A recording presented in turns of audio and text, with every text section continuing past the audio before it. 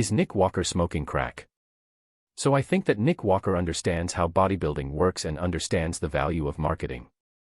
I think having ambition is a great thing, especially when you're trying to be the best at anything, and in Walker's case he wants to be the best bodybuilder on the planet. He needs to give snacks to his fan base from time to time. There's no real harm in that. Now I know that he would have loved to have been the first Pittsburgh Pro Open bodybuilding champion, but that just was not the case. So what did he do?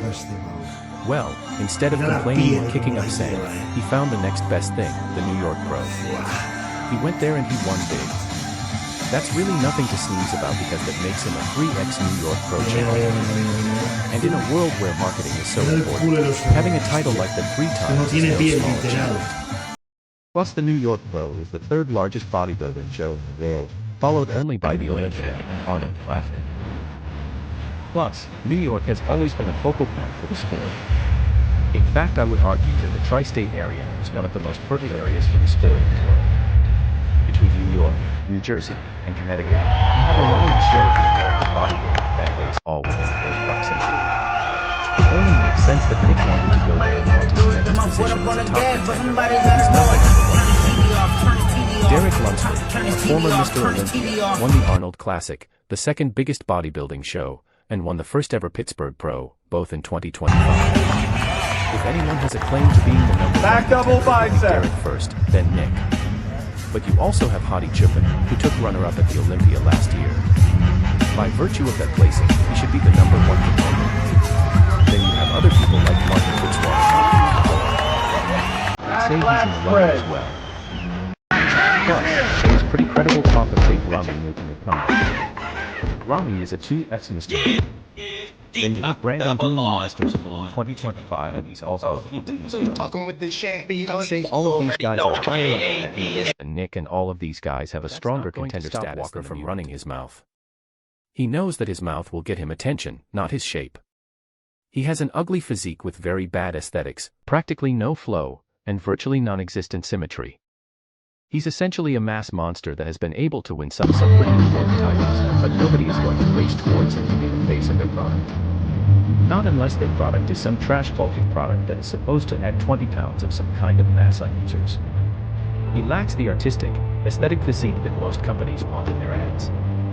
If you were to poll most people and ask them if they would rather look like C-Bump or Nick Walker, I think most people would say Bumstead. I don't think anyone would say Nick. He looks like a cartoon character, and I don't think that flattering good. But that being said, it's his mouth that gets clicks.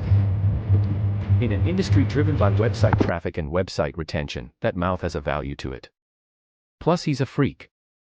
He is a mass monster and he's a freak. He likes to run his mouth and he doesn't care if he's politically correct or if he burns bridges. For all of those factors, he is going to get a lot of media attention. And as a result of getting a lot of media attention, he's going to get a lot of buzz. A lot of handicappers are going to feel almost obligated to include him in their top 6. I don't want to suggest that he can't make it into the top 6, but I also don't want to make it seem like it's a foregone conclusion because it's not. When Nick Walker tells the world that he knows, and allegedly the whole world knows, that he beat Derek Lunsford in Pittsburgh, to me that's trash talk. Because I would consider myself to be a bodybuilding fan, and I think that by virtue of my nearly 2,000 articles in the sport that I could call myself a bodybuilding journalist. I've covered the sport in pretty much half the states of the country and in various countries around the world.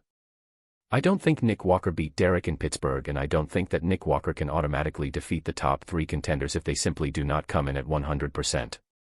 I think that Samson can beat Nick at 90%, I think Derek can beat Nick at probably 85%, I think Hadi can destroy Nick, maybe 80%. And I understand that this may sound insulting to the New York Pro champion, but this guy has not been on an Olympia stage in 2 years, and in all honesty he just does not have the physique to take these guys out without the fight. 100% he's going to beat them. That sounds like a guy who has way too much confidence in himself and is not entirely in line with reality. Like I said, the power of marketing is critical. If an athlete does not have faith in themselves, no one is going to. This guy needs to think that he's the best bodybuilder to ever hit the stage at the Olympia.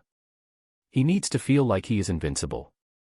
The problem is, it's one thing to feel a certain kind of way and it's quite another to actually articulate it and put that out as an opinion, whether on a podcast or in an article.